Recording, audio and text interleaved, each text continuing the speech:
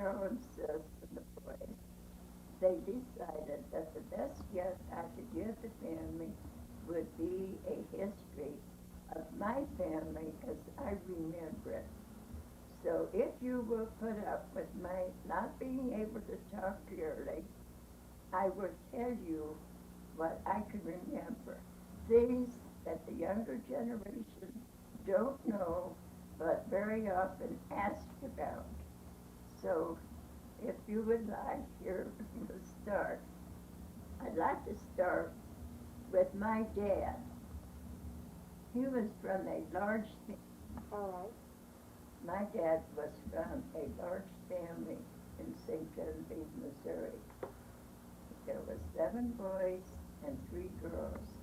My grandfather's name was Joseph Hall. St. Genevieve was the oldest white settlement west of the Mississippi. Now, my grandfather was a mule dealer. At that time, in Missouri, they didn't work with horses, they worked with mules. And my grandfather was on the road most of the time, and he was trading mules. The boys ran the farm. Now, in Crystal City, Missouri, which was 30 miles north of St. Genevieve, they were building a big glass factory. And of course, at that time, there was no tractors. The excavating was all done with mules. And my grandfather sent my dad, Fred, up to Crystal City to work on the new glass factory. In the meantime, my grandmother, my mother's mother, opened up a boarding house for the workers, the men that were working at the glass works. And my dad had room and board with her. And my mother was living at home, helping my grandmother run the rooming house. And that is where she met my father. And I guess about 2 years later, they were married and stuff. So tell us some more, Mom. Ready? Yeah, I want to hear the rest of your story. My mother and father were married then in Crystal City, Missouri, at the Sacred Heart Catholic Church. They made their home there in Crystal City, and probably 5 years after they were married, they had a son, Leo. And 3 years later, in 1910, I was born. And in 1913, they had another boy, which was Ed. And from there on, things began to change. My mother's sisters were all getting married, having families, and my father's family was getting married and raising families. And I remember that my grandfather on my dad's side, they would butcher their hogs and their beefs in the wintertime, and they made all their own sausage. And at Christmas time, we would always get a box from my grandfather and grandmother, and it would have homemade sausage and a few toys for us kids. Sometimes homemade candies they made. They made a candy, they called it pralines, and it was made from their own maple syrup and like a popcorn ball with nothing but pecans and maple syrup, and they were delicious. Then, as All right. well, anyway, after the glass factory was completed, of course, everybody in the little town across the city had a job in the factory, and that included my dad. He went to work in the glass factory, and he ran an overhead crane, and he worked there probably 40 years at that same job. Then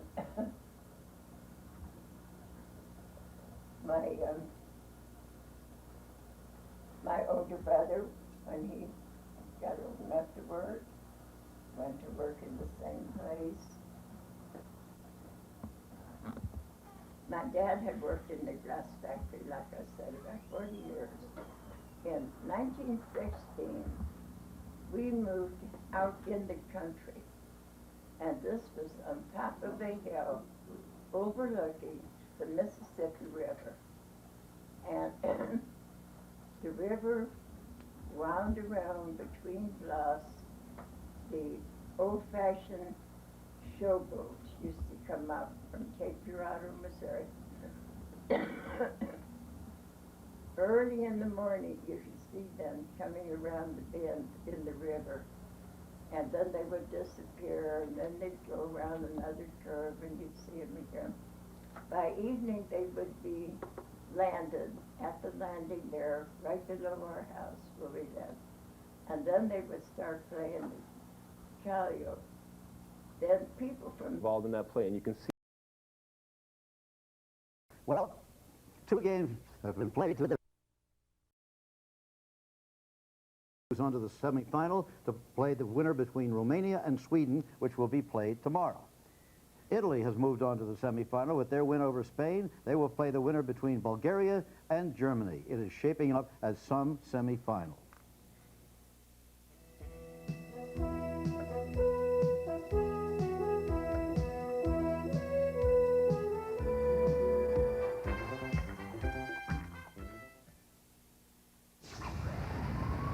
At my school, this is a classroom.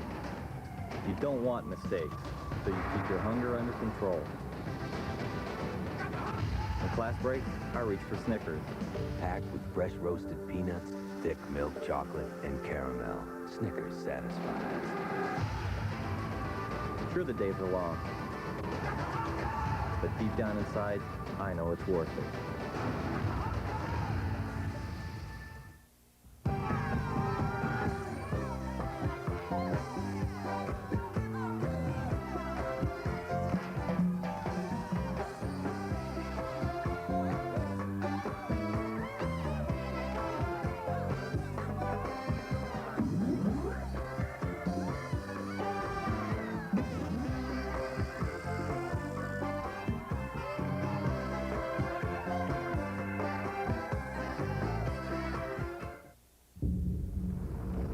Before you saw the horizon, Canon went the distance.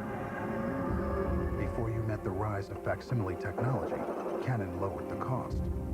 We're in touch with the future, so your office can communicate with advanced laser precision today. When the rest say you can't, Canon says you can. The Laser Class series of plain paper faxes only from Canon. Now you can. For more information, call 1-800-OK-CANON.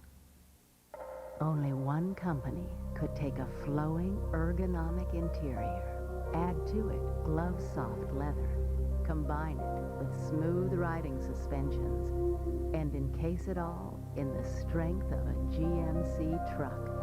The all-new Jimmy. It arrives this fall. To get your hands on this combination, call 1-800-GMC-TRUCK. It only happens once every 4 years. A world championship bigger than football, basketball, and baseball combined. And this year, it's happening right here in America. The World Cup of Soccer, brought to you in part by MasterCard. No game on the planet is more celebrated. No card on the planet is more useful or accepted. MasterCard, official sponsor of the 1994 World Cup.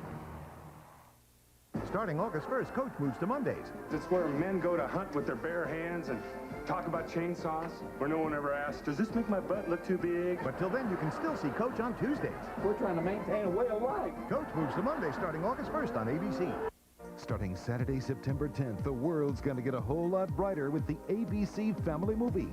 Finally, movies on television your entire family can watch together. It's a great new way to spend Saturday night with the ABC Family Movie, starting September 10th. And welcome back to the Cotton Bowl in Dallas, Texas, where Brazil has defeated the Netherlands 3-2, along with Seamus Mallon. I'm Roger Twybo. In Seamus' second half, I think will go down in history like a fine bottle of wine. People will pull out this tape or talk about this and just savor these moments, because this was spectacular stuff. It was spectacular, and Brazil has lost in the past some great games like this in the World Cup to France and Italy. But let's take a look here now. We're going to see it once again why this is so controversial. Okay, roll it forward, and we'll see the player in the offside position coming up in just a moment here. Romario clearly, stop. Romario clearly walking this way, very casual, sort of disinterested, allowing the ball to go through, and Bebeto at this point clearly okay. And the Dutch central defender stops. They all stop a little bit because they think Romario is clearly offside. Now, what Lexi Lala says is that, yes, indeed, all of the players were told by FIFA officials that this was now going to be not called, but why did they protest so much then, I guess is the question. They should have known it. So here comes the winning goal. Bronco just blasting it. Typical Bronco blast off the post between.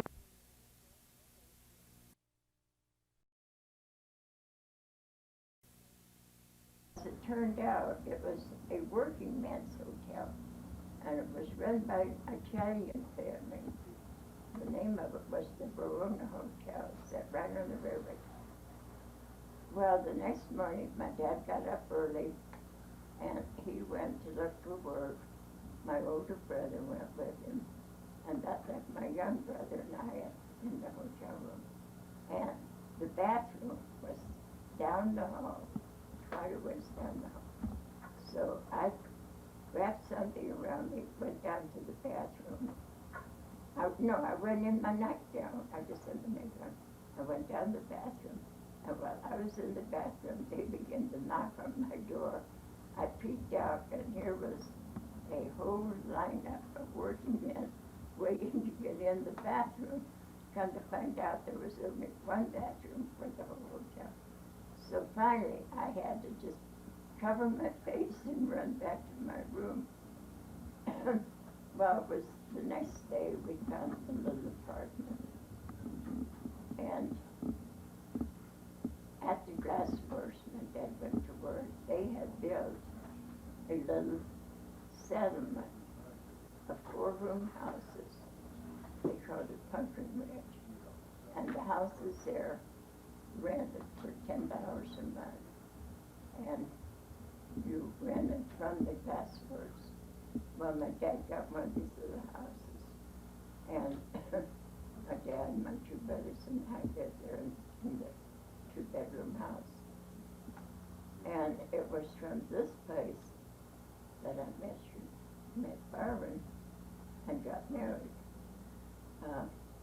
My aunt that was having the baby that night, she lived up the street from where we lived. And her daughter was 3 years older than me. And she was really a nice-looking girl.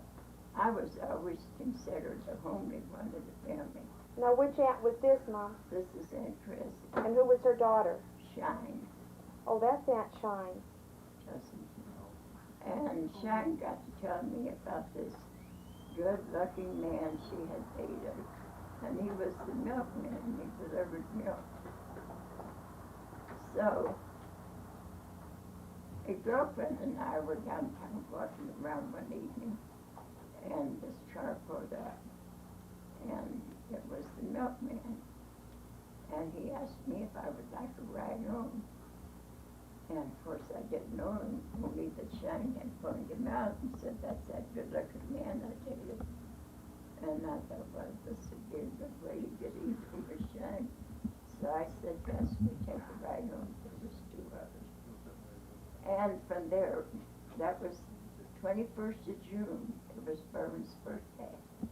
And we started dating. Are you saying that that milkman was Dad? Yeah. So you dated the milkman? I dated the milkman. And that was the 21st of June. And we were married on the 4th of September. What date? 4th of September, 1927. And we rented an apartment downtown in Ottawa. All right, tell us some more, Mom, about when you and Dad got married and you were living in Ottawa. Well, when Dad and I got married, it was the 4th of September, and a beautiful day, and we were married in the little church out of country. We had St. Mary's Church, and Father Philip married us. Well, then 2 months later, I was pregnant for Jim. We decided if we had a boy, we would name him Philip after our feet. So when Jim was born, we named him James Philip. Then, as time went on, we had just about every year we had a new baby. Well, about that time, about 1931, my dad had moved out in the country, and he had rented a little 3-room house. And he would walk into town to our apartment and would tell us how terrible the Depression was going to be. We had babies. We needed to get out of town. We needed to get out where we could have a garden. We could have a cow. And he really talked us into moving to the country. But by that time, we had Jim and Donna and Joyce. Well, we moved out in this country, and how well I remember, my dad and Barman went out to renovate the house before we moved into it. Neither of them knew how to do anything. They took mud where the plaster was missing and plastered with yellow clay. Then they took scraps of wallpaper and papered over it. They ran the scratch sideways across the top of the window, sideways across the bottom of the window. They didn't trim the wallpaper, that was raw that time. And we had 2 bedrooms and a big kitchen. Thank God we had a kitchen big enough to live in. But the Depression did come, and we did have a hard time. But in the meantime, we had a big garden. They grew everything we needed to eat. And we had a few chickens, we'd get eggs. Well, now President Roosevelt is president, and he started the CCC for boys. So my brother Ed joined the CCCs, and he would send his money home to us every month, which amounted to about $25 a month. Well, we saved that money and bought a cow. The funny part of it was we used that cow, we sold it for the down payment on a lot to build a house, but this was a few years later. And that was the very beginning of us owning our own home, was this old cow. But in the meantime, in 1932, we had Jackie. And that was the very midst of the Depression. When Jackie was born, we had no car, no telephone, no neighbors, really. And I never saw a doctor. Barn would walk into town, it was 7 miles, tell the doctor how it was doing. The doctor told him what to do, he had to deliver the baby. And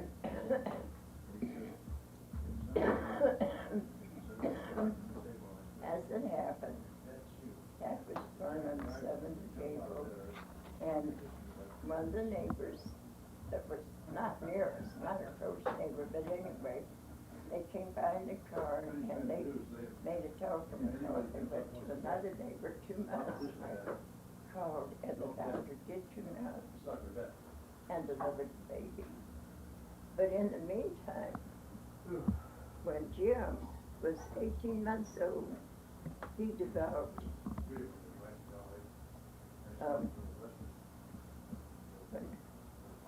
polio? Is that when he had polio, Mom? Poliomyelitis in one leg. So Jim was crippled all during this time when he went to grade school. He wore a big iron brace on his leg, built up shoes, had a rough time. Well, After we lived out there in the country where khaki was born, we lived there about 5 years. Then we got another place a little closer in. And there, my Aunt Chris's husband was a boss in the glass factory, and he offered Barn a job. Well, we felt pretty proud that Barn finally got a job in the glass works. And when we lived there, is where Janice and Danny were born. And then Danny was only about 6 weeks old when Barn had bought the lot and was building our first house. So on Easter Sunday, we took the family over and moved into the house. It wasn't quite finished. We had a rainstorm and the rain blew right through. But anyway, it was our house. And we lived in that. Second World War started. They started the shipyard. I went to work in the shipyard, made more money. From there, it's time for the kids to start to school. For a while, they went to a little country school, but when it was time for Jim and Donna to go to high school, we bought a big two-story house downtown. Big two-story house. All right. So go ahead and tell us some more, Mom. Well, when we moved into this big house on 4th Street, it had like 5 bedrooms, a big living room, sitting room, dining room, kitchen, big hallway with a spiral staircase, had colored windows, regular church-style windows in the dining room and the living room.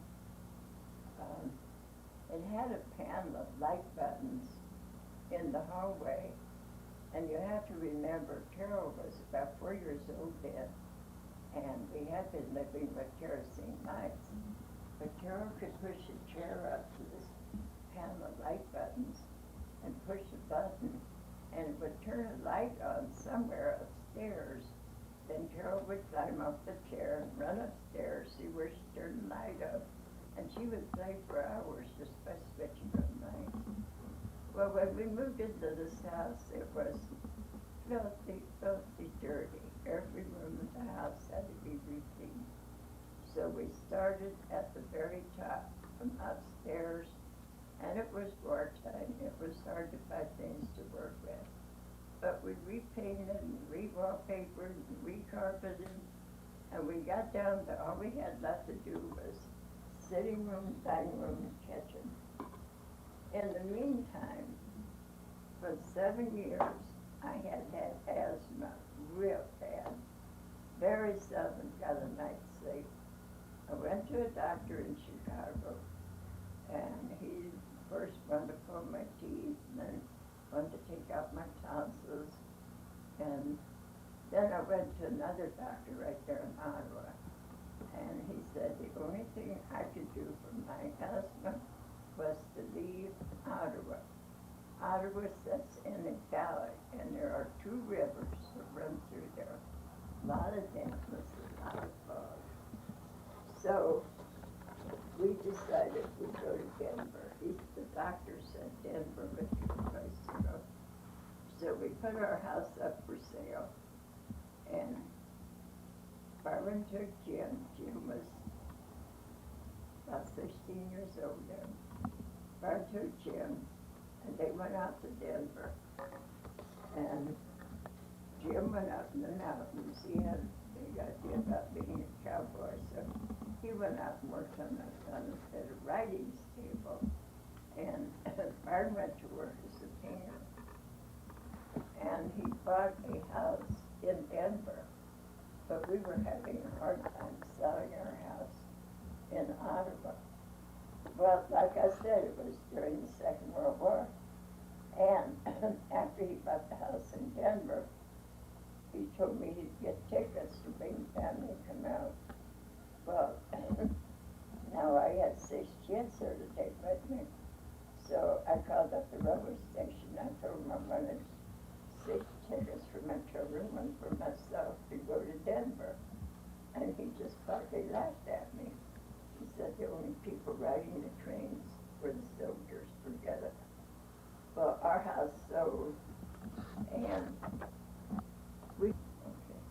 picture of Evergreen, as a matter of fact, where Jim went to work when we first moved to Denver, the little town of Evergreen, Colorado.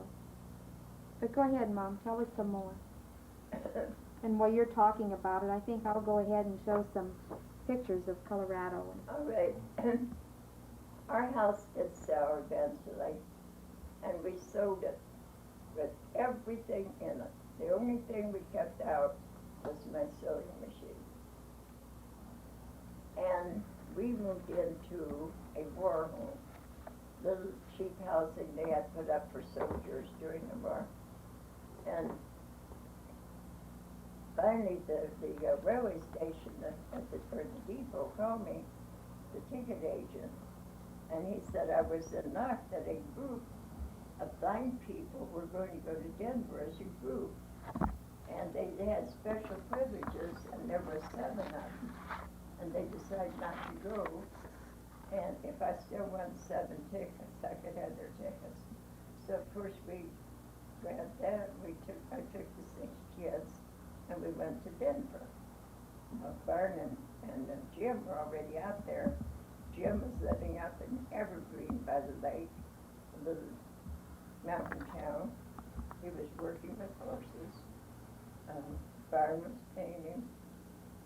And again, the house we moved into was filthy, filthy, dirty.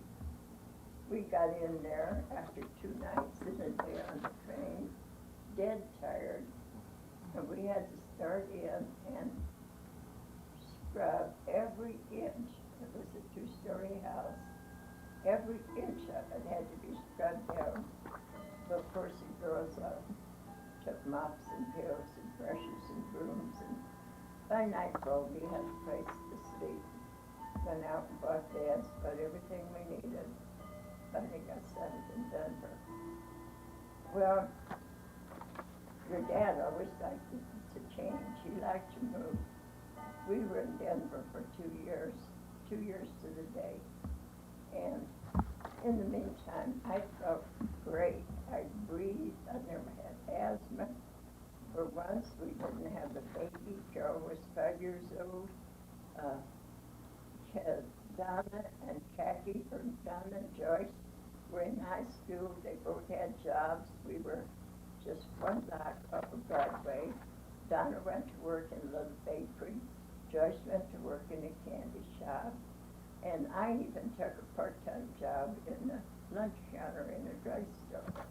And we were doing this great. We all loved it. First big city we'd ever lived in.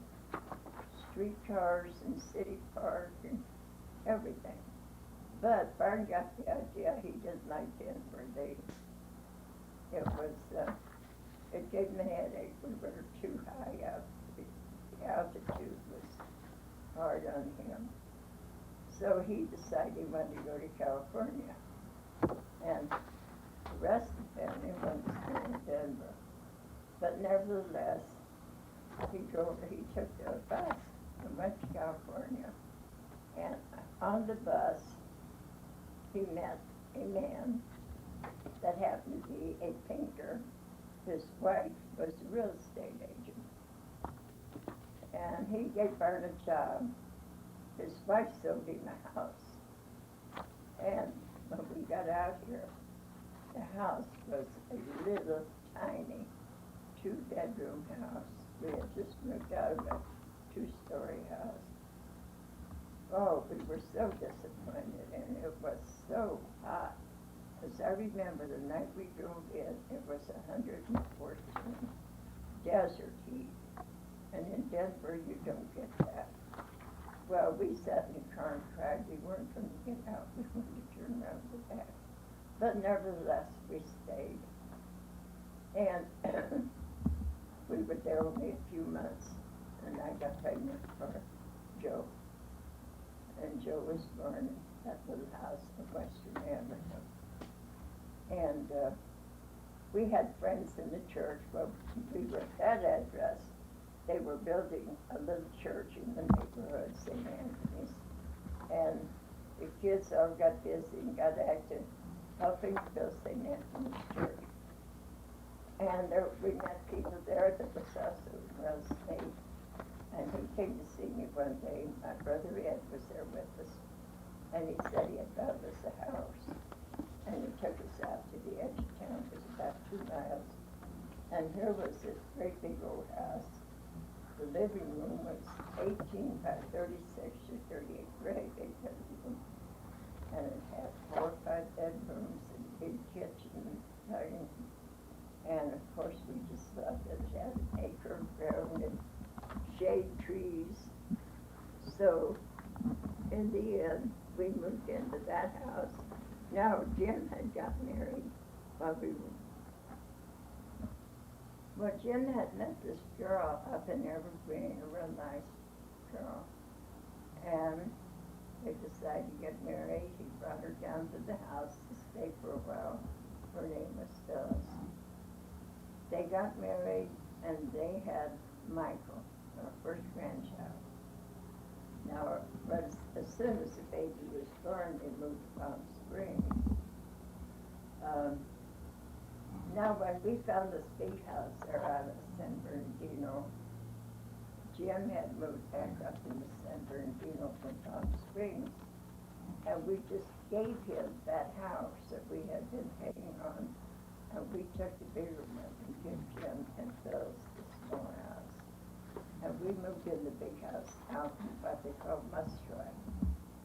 And we got well acquainted with everybody. We were real active in the church. It was St. Anthony's, and we did fundraisers, and we worked with the priests and with the bingos, and we were real active and made a lot of friends. Really enjoyed it. But came time for Joe, and well, while we were living there, we had Sis and Mary Trees. Well, we lived there about 18 to 20 years in that house. Came time for Joe and Sis to go to high school. San Bernardino had a pretty reputation. In fact, they were having policemen on the school grounds during recess time and lunchtime. And we didn't like the idea of Sis and Joe starting to school there. So we decided we would leave San Bernardino and go up in one of the little mountain towns. So we sold that place and we moved up to Cherry Valley. And we moved into a rental first and built a beautiful home, almost on the side of the mountain. We could overlook, practically see Palm Springs.